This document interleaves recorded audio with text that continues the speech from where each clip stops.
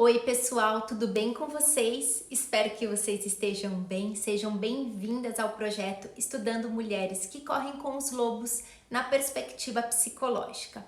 Hoje vamos falar do capítulo 10, As Águas Claras, o sustento da vida criativa, La Llorona. Antes de iniciarmos, vou pedir para que vocês se inscrevam aqui no canal, acionem os sininhos para receberem as notificações e não esqueçam de curtir e compartilhar.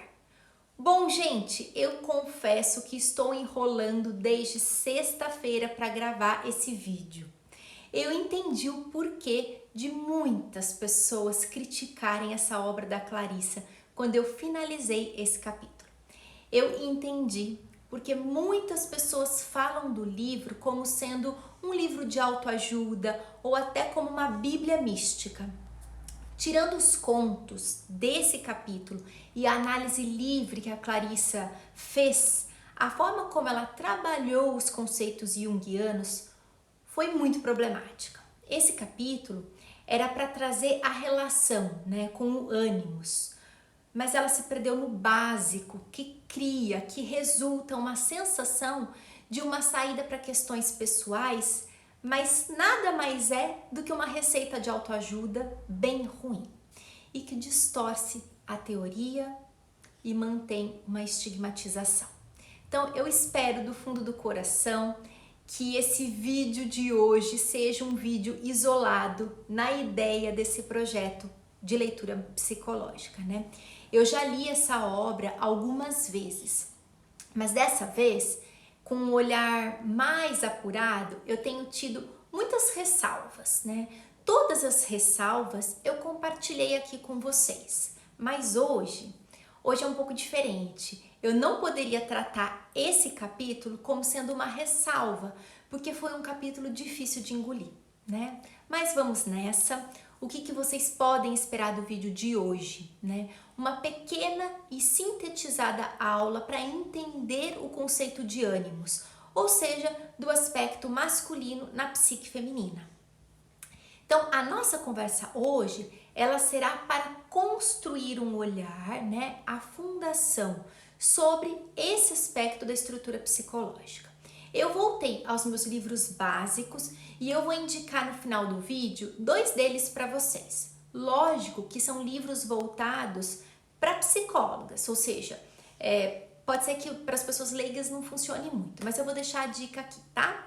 Bom, para começar, é importante que a gente entenda que a ânima e o ânimo são arquétipos e como arquétipos nós não podemos acessá-los. O que nos são apresentados são as imagens arquetípicas, ou seja, o que podemos trabalhar são as projeções, as imagens e os complexos. De acordo com Jung, na página 38 do volume 9/2, ele diz o seguinte: gostaria de ressaltar que a integração da sombra, isto é, a tomada de consciência do inconsciente pessoal, constitui a primeira etapa do processo analítico, etapa sem a qual é impossível qualquer conhecimento da ânima e do ânimos.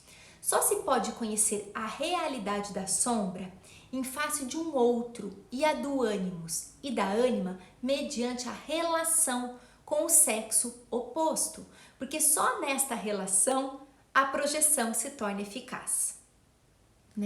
No mesmo volume, na página 35, o Jung traz a seguinte frase: a autonomia do inconsciente coletivo se expressa nas figuras da ânima e do ânimos.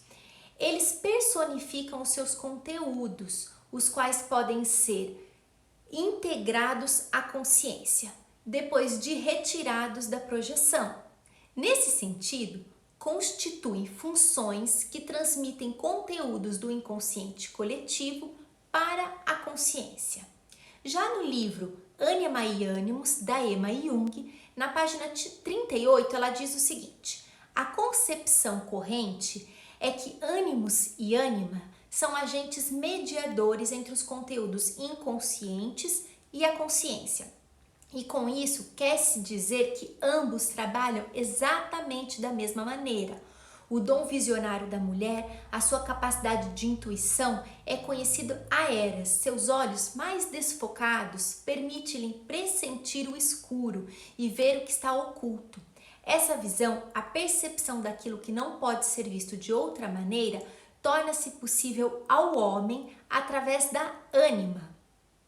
No ânimos, entretanto, a tônica não se encontra na percepção pura e simples, mas sim de acordo com o ser do logos, do conhecimento e especialmente na compreensão. O que ânimos tem a transmitir é mais o sentido do que a imagem. Seria um erro acreditar que alguém que empregou o seu ânimos, quando esse alguém abandona-se à sua fantasia passiva. Peguei essas duas referências, tá? É muito importante entender que a relação da mulher com o ânimos começa na relação com o pai e com o ânimos da mãe. Durante a vida, as relações com os professores, com pastores, com padres, com a religião, com a sociedade no geral, vai dando o tom da construção interna com o ânimos na psique feminina, tá? Se temos um pai amoroso e que lida com o logos de forma justa, ponderada, sábia, nossa relação com o masculino se dará de determinada forma. Já se tivermos um pai rígido, exigente, duro, crítico, nossa relação interna com o masculino será outra. Se tivermos uma mãe rígida, dura, crítica, crescemos diante de uma mãe animosa, ou seja, uma mulher que possivelmente está dominada por um complexo de ânimos negativo. Lembrando que ela é fruto de uma família que possivelmente era crítica, dura, rígida. E nós vamos nos constituindo internamente na base de um masculino crítico, duro, intransigente ou sábio, ponderado, justo. Quando a Clarissa fala de um ânimos que precisa ser exercitado na página 355, ou vai discorrendo durante a análise como se a mulher tivesse que lidar com o masculino, como se fosse algo brotado dentro da psique e que ela é capaz de lidar com esse aspecto, né? É absolutamente raso, né? Ninguém trabalha dessa forma. Tipo assim, dá uma licencinha que agora eu vou lidar aqui com o meu masculino, né? Essa ideia, ela é muito distorcida.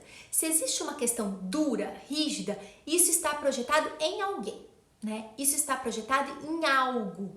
E toda projeção é inconsciente. Se o meu estado de letargia me impede de colocar em ação uma ideia, né? Essa letargia obedece a alguma outra ordem. Quando tomamos consciência disso, isso não muda, né? Para mudar um padrão de complexo, é exigido da gente muito envolvimento com o processo. Da forma como ele escreve, podem tentar aí, né? Podem tentar. É mais um reforçador de força de vontade do que a compreensão da complexidade real da dinâmica psíquica. Chega até a ser irresponsável. Se eu falo para você, escuta essa voz que te impede e vá até a sua escrivaninha e escreva. Insista, escreva mesmo se você sentir que não consegue, né? Usando até as palavras da Clarissa, seja selvagem, comece, proteja o seu tempo, fique com ela, o aspecto criativo. Eu sei que será muito difícil isso. Você pode até ir e insistir e fazer da primeira vez, mas não vai ter a quarta vez. Então, entender a relação com o ânimos é entender a relação com o outro, né? É entender essa rede, essa complexidade. É na relação com o outro que você consegue entender parte do seu modo, da sua relação com o ânimos. Eu vou dar um exemplo, tá, gente? É um exemplo bem simples, mas só para ilustrar. Então, faz de conta que você é uma mulher bacana, sensível, paciente, criativa, consegue produzir bem e tem um namorado bacana, produtivo, amoroso, um pouco impaciente, crítico demais com os outros e com ele mesmo, tem uma agressividade que é dirigida ao mundo em forma de exigência excessiva. Pintem esse quadro, tá? Esse cenário. Eu não tô falando e não vou falar de relacionamento abusivo, tá bom? Eu estou falando de um padrão corriqueiro de relação, tá? Então é importante. Aí, hipoteticamente, você, nessa relação, resolve que vai fazer umas aulas de dança e vai se apresentar. O seu namorado super te apoia, te manda vídeos, matérias de dança para você se inspirar, tá ali do seu lado. Chega o grande dia. Algumas pessoas da sua família, seus amigos vão te assistir, mas o teatro não lota. E ele diz: "Você foi maravilhosa, mas não estava muito cheio o teatro, né? Será que o pessoal gostou?" Agora a gente vai pegar dois cenários, tá bom? Distintos. O primeiro cenário é de projeção, ou seja, está inconsciente. Você recebe aquilo como uma crítica e entende que realmente aquilo não vai funcionar, né? As pessoas não gostaram, elas não se interessaram tanto. Você até gostou de dançar, mas pode não ser tão boa assim e fica se questionando se vai tentar outra vez, se não vai tentar, se vai desistir. Pronto. Coloque essa situação numa rede social e veja o que vão falar do seu namorado, né? Pensem um pouquinho. Vão dizer: "Ele é abusivo, ele está tentando te colocar para baixo. Você é maravilhosa, não se deixe levar por isso", e tantas outras falas que a gente já está acostumada. Lembram que eu disse que eu ia falar de um relacionamento hipotético, mas que é um relacionamento corriqueiro? Então tá. A pergunta é: por que você está com esse tipo de homem? Em algum lugar, aquela voz dele é uma voz sua. Ele manifesta, ele personifica algo que já está em você. Onde você escutaria esse tipo de observação? Do seu pai? Da professora de dança? Da sua mãe? Do seu avô? Da sua avó? De quem? Aí, a moça hipotética, aí da relação, termina esse relacionamento e vai se relacionar com uma outra pessoa que a apoie. Esse é o grande objetivo dela. De repente, esse novo namorado está aí. Ele é um, sei lá, publicitário, um arquiteto e está tentando engajar um projeto X, tá bom? Ele está um pouco inseguro, você tenta animá-lo e ele desiste. Aí, essa moça vai lá e conversa com as amigas que ele não é bem o homem do tipo que ela deseja, que não tem muita ambição, que desiste muito fácil, que não se consegue manter tanto tempo focado, que já deu. Aí você escuta das suas amigas: "Isso mesmo, ele não é homem para você". Aí você resolve tentar mais um pouco e naquele momento ele decide que vai levar o tal projeto adiante, tá? Aí algo acontece, não dá certo o projeto e você começa a repensar: será que ele fez o melhor? Será que ele realmente é bom? Será que ele é tão capaz assim? Aí depois, meses depois, essa relação acaba. Sigam comigo, tá bom? De repente, você sozinha, não quer mais saber de relacionamento, começa a focar na carreira acadêmica. Sei lá, vai fazer um mestrado, uma pós, um doutorado, estuda muito e num determinado momento não aguenta mais tanta exigência. Exigência sua e do mundo. Exigências reais, nada fantasiado. Mas percebem? Lá no primeiro relacionamento, essa exigência já estava posta e projetada no namorado. Num segundo relacionamento, era a exigência dela atuando na relação, sua exigência atuando nessa relação. Depois, é a exigência consigo mesma, né? Agora vamos para o segundo cenário da mesma história. Quando há uma consciência, quando a projeção foi percebida, quando houve um recolhimento desses conteúdos, quando, ao término da apresentação de dança, ela escuta do namorado: "Você foi maravilhosa, mas não estava muito cheio o teatro. Será que as pessoas gostaram?" Ela entende que essa exigência faz parte dele, que ele provavelmente só conseguiria se sentir validado com o teatro cheio. ela entende que isso faz parte do processo dele e isso não a afeta em nenhum segundo da vida, porque entende que aquilo diz respeito ao outro e não é preciso classificá-lo, né? Sei lá, como um cara que não é bacana, ou um cara que não apoia, ou que é um cara abusivo. Aquela fala dele não ecoa internamente, quebrou o padrão rígido. Então, a grande questão da minha crítica a esse capítulo, que não é uma auto-observação ou uma força de vontade que mudará o padrão. Entendem isso? O ânimos, ele não está adormecido, ou a palavra que ela usou, exausto, quando uma mulher trabalha excessivamente. Ali é um complexo atuando e nós precisamos entender a energia do complexo e parar de colocar em caixinhas como se fossem conteúdos do masculino, conteúdos do feminino. Cada pessoa tem sua história e não há como classificar padrões de comportamento como sendo resultados de A ou B. Por exemplo, uma pessoa que não consegue acreditar em si, ela pode ter tido uma vida que a levou a acreditar nisso e não ter nada a ver com a relação com o masculino, entenderam? O fato de cursos, textos e bordados ficarem inacabados, como ela falou em alguma página, não tem a ver com ânimos, né?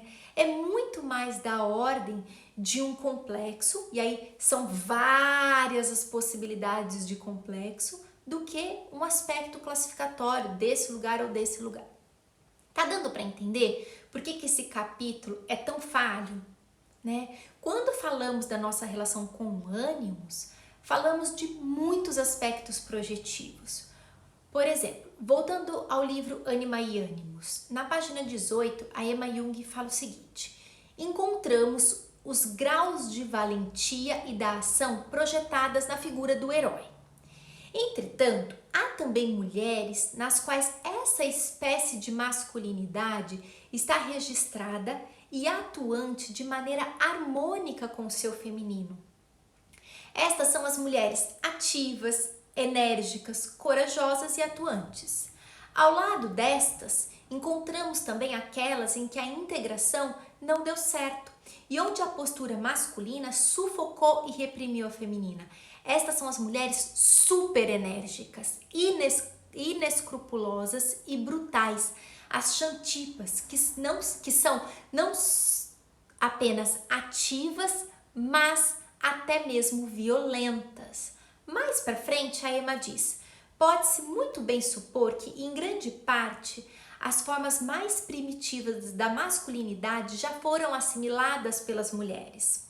Falando-se de maneira geral, elas há muito encontram a sua utilização na vida feminina, pois já faz tempo que existem mulheres cuja força de vontade, objetividade, atividade e capacidade de atuação serviram como força úteis em suas vidas, vividas por outro lado de forma completamente feminina. Bom, quando percebemos então uma atuação de um ânimos negativo, de um complexo negativo de ânimos, né? Na grande maioria das vezes se dá na rigidez, no excesso de julgamento, na crítica excessiva, na dureza, na intransigência, na agressão, ou quando percebemos que há toda essa energia direcionada para dentro, numa descrença de si mesma. Mas, junto com isso está associado muitos outros aspectos psicológicos que precisam ser levados em consideração. Não podemos dizer nunca que isso é resultado de ânimos, de um masculino, né? Como disse a Clarice, de um masculino adormecido ou exausto. Não dá para colocar a criatividade como resultado de um masculino A, B ou C, porque é como se você estivesse recebendo aquele diagnóstico costumeiro de virose, entende? Né? Se a Clarissa tivesse trabalhado esse capítulo única e exclusivamente como ela vinha discorrendo, né, sem o uso dos conceitos, a minha opinião seria completamente outra. Mas com o uso dos conceitos, eu sinceramente achei um capítulo bem problemático. Sabe aquela tentativa de enquadrar o diagnóstico num paciente? Pois é, foi exatamente isso que ela fez com o conceito de ânimos, né? Uma dica que eu dou então é que releiam esse capítulo e descartem as análises psicológicas. Vocês vão aproveitar muito mais sem essas classificações de aspectos masculino, sem essas explicações e essas classificações de ânimos, tá? Agora, é isso. Vamos às dicas dos livros para vocês que ficaram até o final. Bom, o primeiro livro que eu citei aqui foi esse aqui. A minha edição é antiga, então a capa é outra, tá, gente? É o Aion, Estudo sobre o Simbolismo do Si Mesmo, do Jung, é o volume 9/2. O outro é esse aqui da Emma Jung, Ânima e Ânimos, é um livro bem curtinho, tá? E o ponto crucial desse livro da Emma é entender que ele foi escrito em um tempo onde a relação com o ser mulher e o ser homem era diferente dos dias de hoje. Então isso precisa ser levado em consideração para que não haja problemas aí e crie uma certa repulsa com algumas possíveis passagens. Bom, gente, é isso. Eu espero ter contribuído. Daqui 15 dias eu trago o capítulo 8. 8, ó eu, gente. Capítulo 11. É isso. Beijos e até mais.